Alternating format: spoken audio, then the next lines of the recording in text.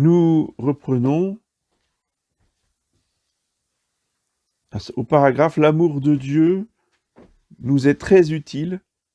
Il nous unit à Dieu déjà en ce monde, éclaire notre raison, fortifie notre volonté, nous obtient le pardon de nos fautes, la paix de l'âme, de nombreuses autres faveurs, et après notre mort, la joie du ciel. » La concupiscence, c'est la racine de tout le mal, et le saint amour de Dieu est la racine de tous les biens.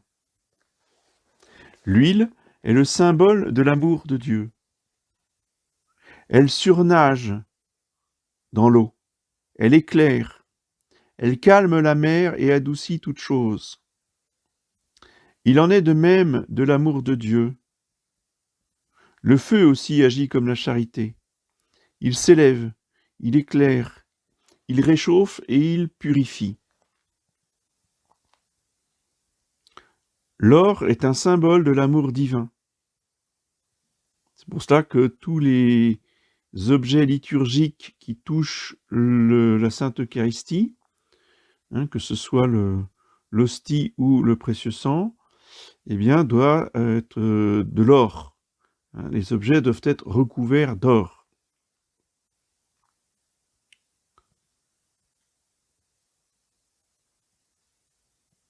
Celui qui aime Dieu possède le Saint-Esprit qui unit à Dieu. L'amour de Dieu le rend présent dans nos cœurs comme au ciel. Aimez Dieu et vous le posséderez, car on ne peut aimer Dieu sans le posséder. Tandis que les choses terrestres, telles que l'or, les honneurs, on peut les aimer sans les acquérir. Jésus-Christ dit « Celui qui m'aime sera aimé de mon Père. Et nous viendrons à lui et nous établirons chez lui notre demeure. »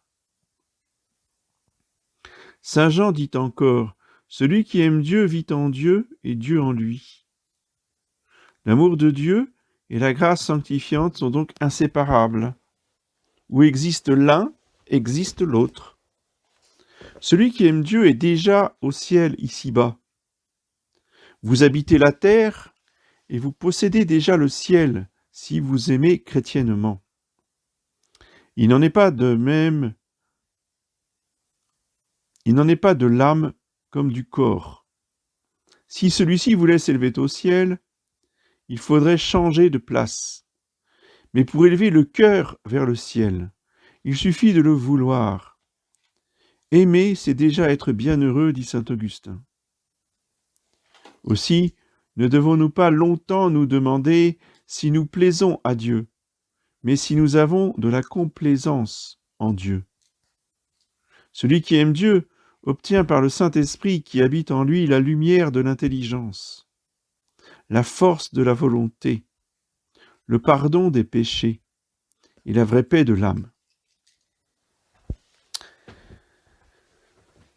Alors, je m'arrête ici pour insister sur cet aspect des choses. Oui, celui qui aime Dieu obtient par le Saint-Esprit qui habite en lui, donc la Sainte Trinité habite dans notre âme, et nous recevons du Saint-Esprit la lumière de l'intelligence. Oui, donc je vous renvoie au don du Saint-Esprit expliqué par Monseigneur Gaume, en particulier sur le don d'intelligence, oui, d'être unis au Saint-Esprit, de vivre selon les lumières surnaturelles des dons du Saint-Esprit, en particulier du don d'intelligence, fait que les catholiques comprennent beaucoup mieux les choses, voient beaucoup mieux les choses selon la réalité. Oui. Et s'ils sont fidèles, et s'ils sont à l'écoute du Saint-Esprit, ils sont beaucoup plus efficaces. Oui. Dans tout ce qu'ils font, enfin, normalement. Oui.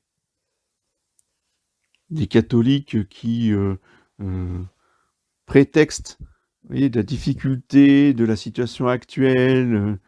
Oui, vous comprenez, il y a des francs-maçons partout, donc je ne peux pas travailler, donc je reste au RSA. Ou, Voilà, on peut rien faire, on reste dans sa chambre. C'est pas la vie chrétienne, ça. Comprenez? Et c'est le danger qui nous guette. Donc il faut vraiment que nous entreprenions les choses pour Jésus-Christ, pour le Saint-Esprit, pour la Sainte Trinité, pour la gloire de Dieu, voyez, avec intelligence et avec sagesse.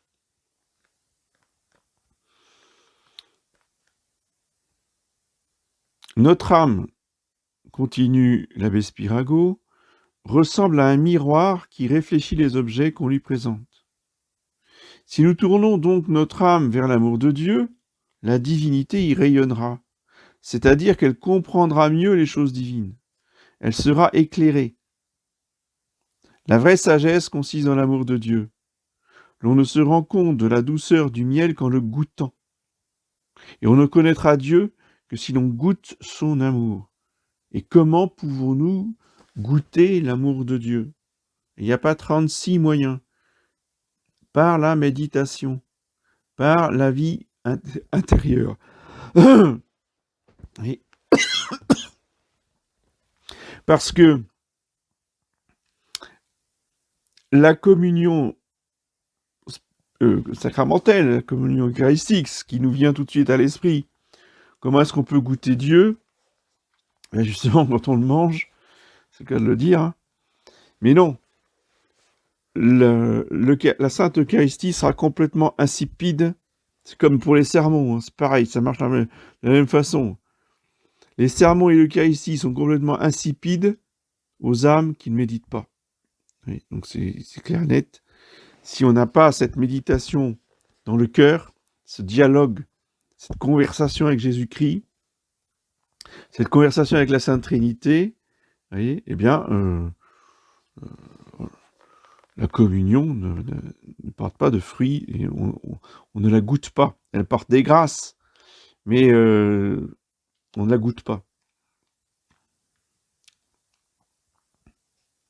À des hommes ignorants, comme saint Paul l'ermite, saint Antoine du désert, saint François d'Assise,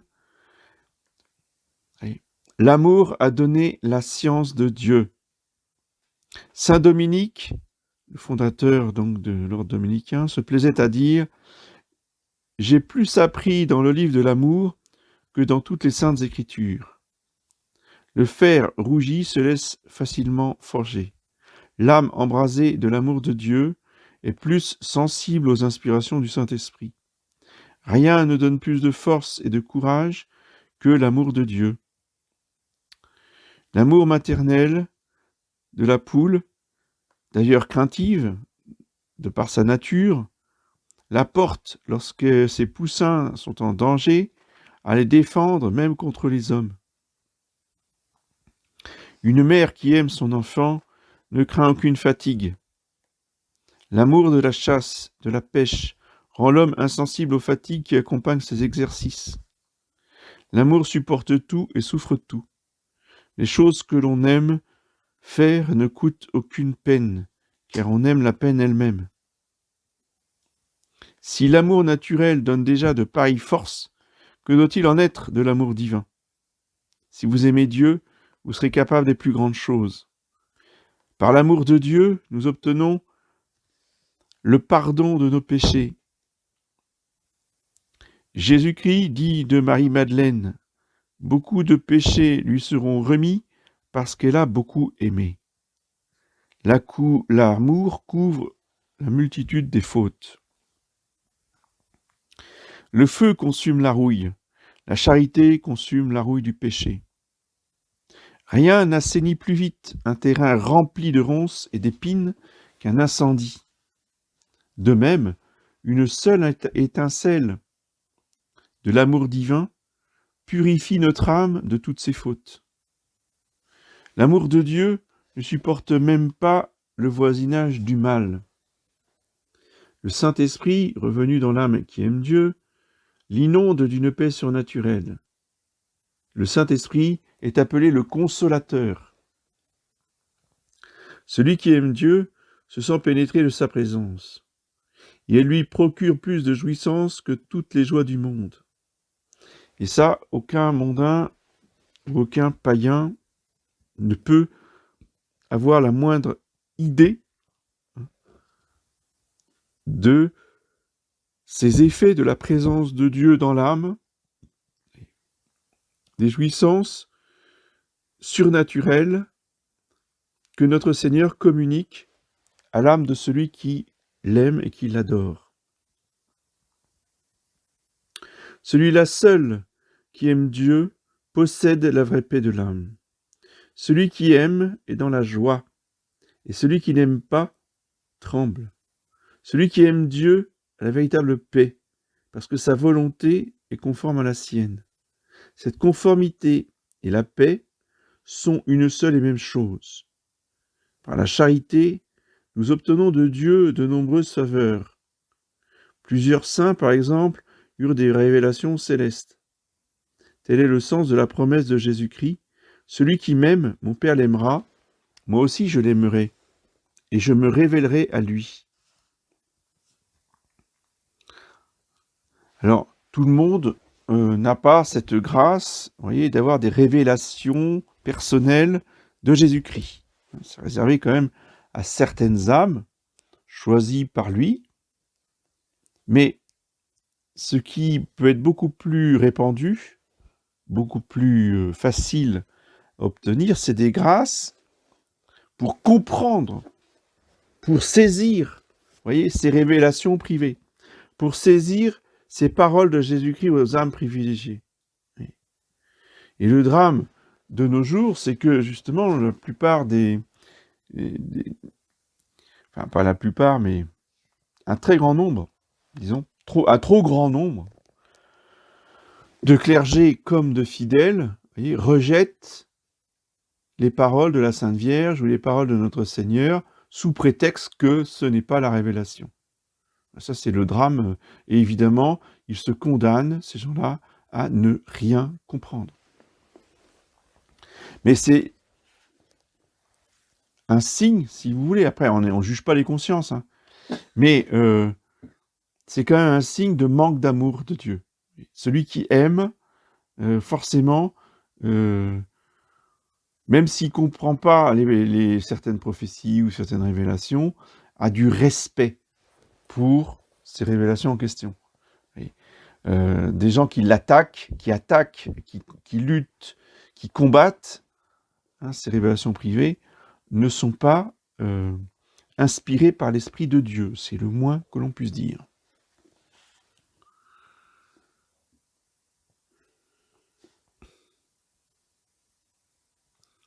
C'est pourquoi, donc, en conséquence de cette parole, celui qui m'aime, mon Père l'aimera, moi aussi je l'aimerai et je me révélerai à lui, c'est pourquoi les saints, dit l'abbé Spirago, eurent des apparitions de deux anges de Jésus-Christ, des apparitions de Jésus-Christ, des apparitions de la Sainte Vierge, de l'apparition des saints anges ou bien d'autres saints. De même, dans l'Ancien Testament, Dieu est apparu sous forme d'ange à Abraham, l'archange Raphaël est apparu à Tobie, l'archange Saint Gabriel est apparu à la Sainte Vierge, à Saint Joseph, ou à Anne, Anne, la mère de Samuel, etc. Vous voyez. Saint Étienne, pendant qu'on le lapidait, vit le ciel ouvert, par exemple. Ou bien ils obtinrent des lumières intérieures extraordinaires, des consolations que personne au monde n'aurait pu leur procurer, où ils virent leurs prières exaucées promptement. Des amis se confient leurs secrets, afin de voir leur affection réciproque se fortifier. Dieu aussi confie ses secrets à ceux qui l'aiment, afin d'augmenter en eux cet amour. Et par conséquent, la grâce sanctifiante, qui est indissociable, de la vertu de charité. C'est pourquoi Jésus-Christ dit un jour à ses apôtres, « Je vous ai appelés mes amis, parce que tout ce que j'ai entendu de mon Père, je vous l'ai annoncé. » Donc les secrets du Dieu le Père et de Dieu le Fils nous ont été communiqués par le Fils qui est venu sur la terre, justement, pour nous révéler les secrets du Père. Vous voyez ? C'est ça l'Évangile. C'est comme cela qu'il faut considérer l'Évangile.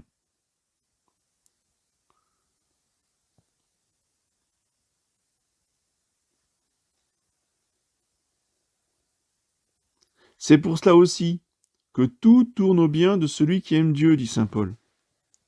Nous savons que tout contribue au bien de ceux qui aiment Dieu. Épître aux Romains, chapitre 8. Les souffrances mêmes servent au bien de celui qui aime Dieu. Les épreuves de Joseph, le patriarche, celui qui était mis dans la citerne par ses frères. Les malheurs de Jacob, qui a dû attendre 14 ans pour épouser la femme qu'il aimait.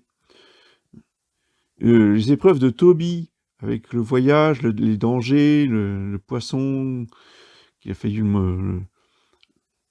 le blesser, etc. Bien, toutes ces épreuves leur procurent les plus grandes joies. Dieu se charge des soucis de celui dont toutes les pensées s'adressent à lui. Par l'amour de Dieu, nous obtiendrons les joies du ciel.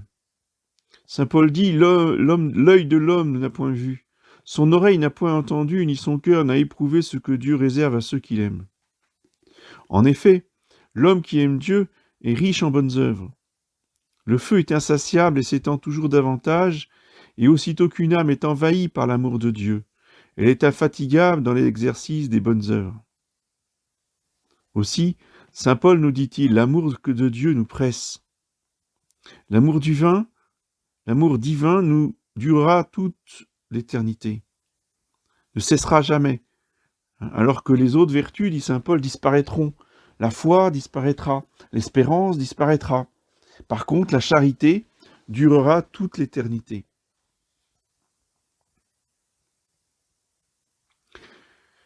L'amour divin et l'amour de Dieu et l'amour en lui-même sont inséparables au ciel. On ne peut pas voir Dieu sans l'aimer nécessairement. L'amour est dans le monde des esprits bienheureux, donc au ciel, ce que la pesanteur est dans le monde matériel.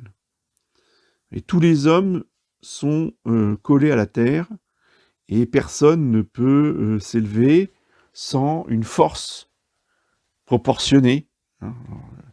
Oui, après il y a des fusées, il y a des avions, il y a tout ça, mais de lui-même, l'homme, il est collé à la terre. Et bien de même, au ciel, les bienheureux sont tous enflammés de l'amour de Dieu d'une manière absolument nécessaire. Ils ne peuvent pas échapper à l'amour divin qui les enflamme.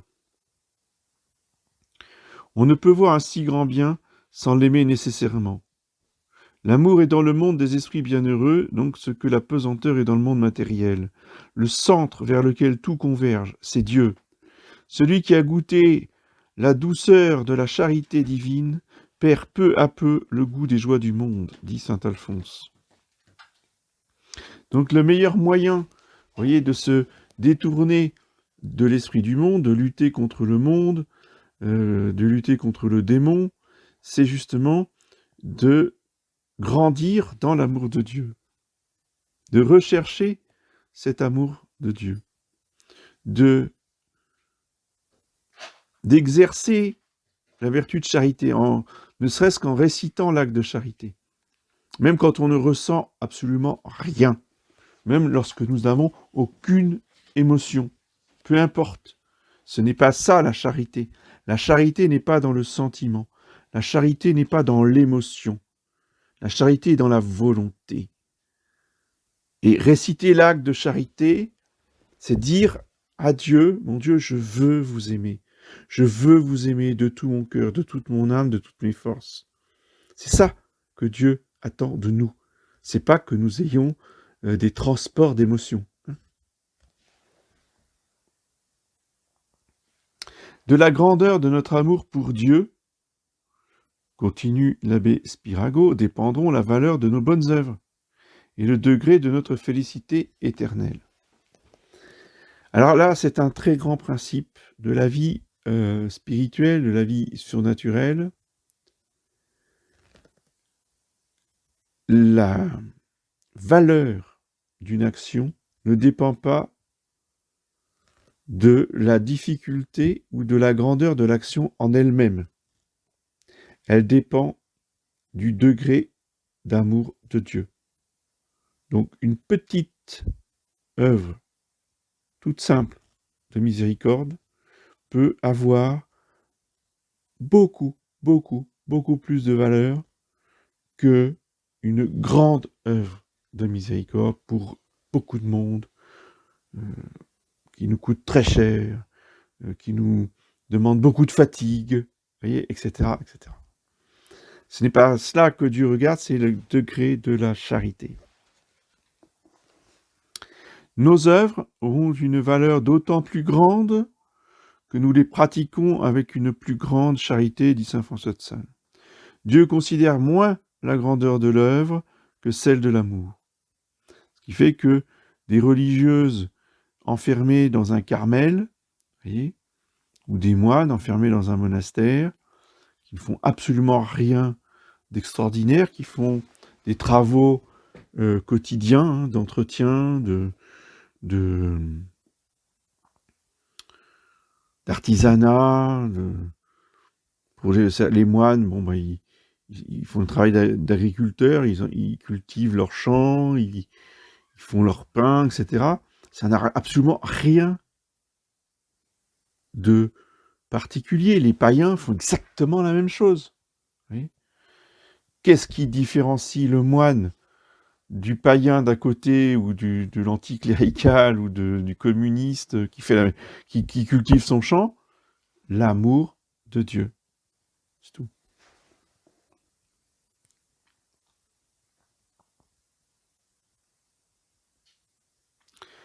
L'obole de la pauvre veuve avait plus de prix aux yeux de Dieu que tous les dons des riches.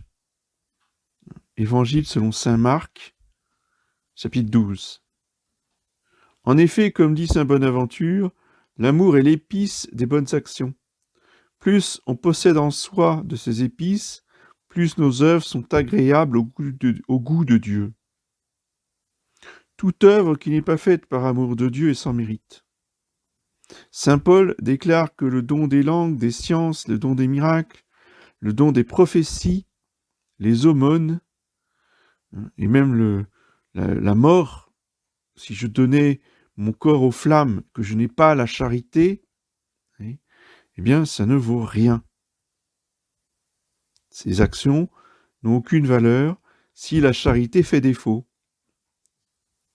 Des bonnes œuvres sans charité ressemblent à une lampe sans huile. La lune tire sa clarté du soleil et n'a pas d'éclat sans le soleil. De même, la vertu sans amour de Dieu est sans mérite. Les mets sans assaisonnement n'ont aucun goût. De même, nos bonnes œuvres, si l'amour manque, ne sont pas au goût de Dieu. Le vaisseau ne peut naviguer sans les voiles, et toutes nos actions sont infructueuses sans l'amour. Notre félicité sera d'autant plus grande que le degré de notre amour aura été plus grand à notre mort. Plus on aura aimé, plus on sera glorifié au ciel. Saint Jean de la Croix avait coutume de dire au soir de cette vie, nous serons jugés sur l'amour. Un père aussi donne davantage à celui de ses enfants qui lui a témoigné plus d'affection. Saint Augustin dit « L'amour est le poids de l'homme ». Cela veut dire que plus il aime, plus il a de valeur devant Dieu. Déjà sur cette terre, il reçoit plus de grâce. Plus de péchés lui sont pardonnés. C'est pourquoi le Sauveur dit de sainte Marie-Madeleine, dans la maison de Simon, beaucoup de péchés lui seront pardonnés parce qu'elle a beaucoup aimé. Il sera peu pardonné à celui qui aime peu. Celui qui a une charité plus grande arrive à une plus parfaite connaissance de Dieu. Il en est ainsi du feu. Plus il est ardent, plus sa lumière est vive. Plus aussi on aime Dieu, plus sensibles sont les témoignages de son amour. Si vous aimez Dieu, vous êtes plus riche que ceux qui possèdent tous les trésors de la terre et qui ne l'aiment pas. Celui qui n'aime pas Dieu est pauvre, malgré tous ses titres et ses qualités. Parmi les saints, au contraire, il y en a beaucoup qui n'ont pas brillé sur la terre par leur situation sociale.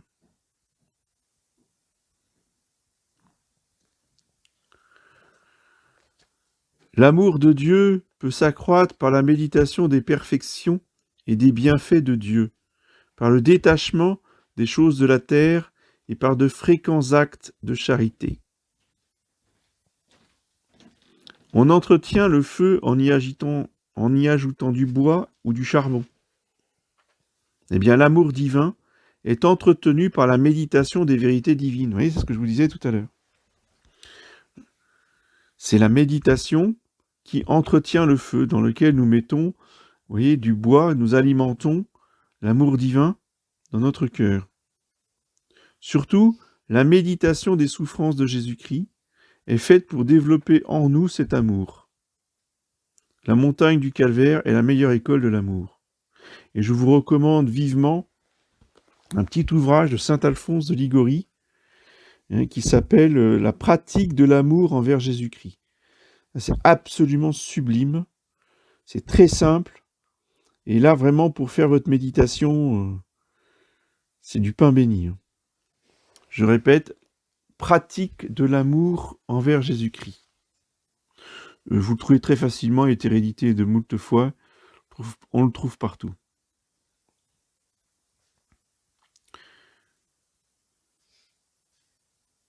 Même dans la gloire céleste, la mort du Sauveur sera le mobile le plus puissant de la charité des esprits bienheureux pour le bon Dieu.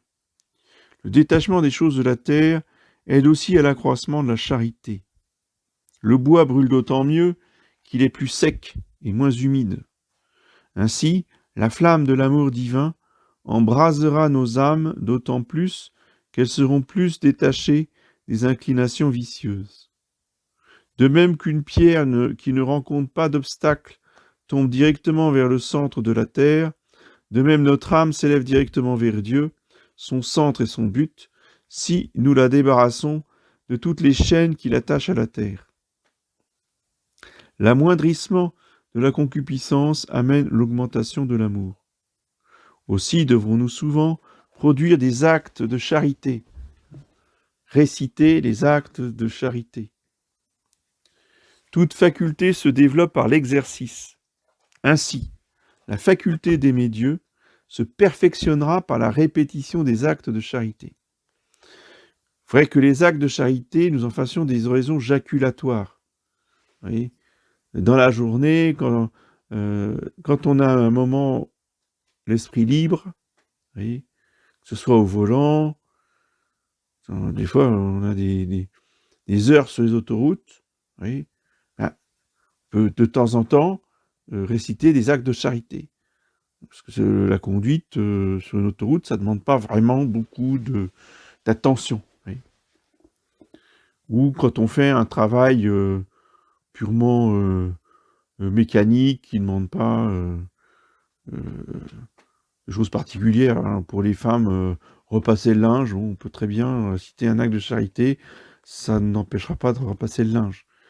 Vous pouvez trouver 1000 exemples comme ça. Le ton de la pelouse, hein, en tondant la pelouse, on peut faire des actes de charité. C'est comme ça que faisaient les saints. Hein. C'est comme ça qu'ils se sont sanctifiés.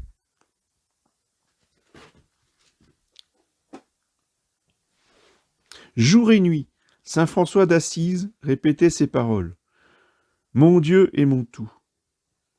Ces actes de charité sont d'autant plus importants qu'ils sont un devoir imposé par la loi de l'amour. Celui qui ne produit pas d'actes de charité transgresse le devoir de l'amour. Celui par conséquent qui pendant 1 mois a négligé ce devoir est à peine excusé de péché mortel. De même que Dieu est immense, ainsi l'amour pour lui doit être sans borne. L'amour ressemble à un cercle parce qu'il n'a pas de fin. Cercle, donc, coupole. Oui. Dans les églises où surtout donc les églises romanes, vous voyez où je veux en venir.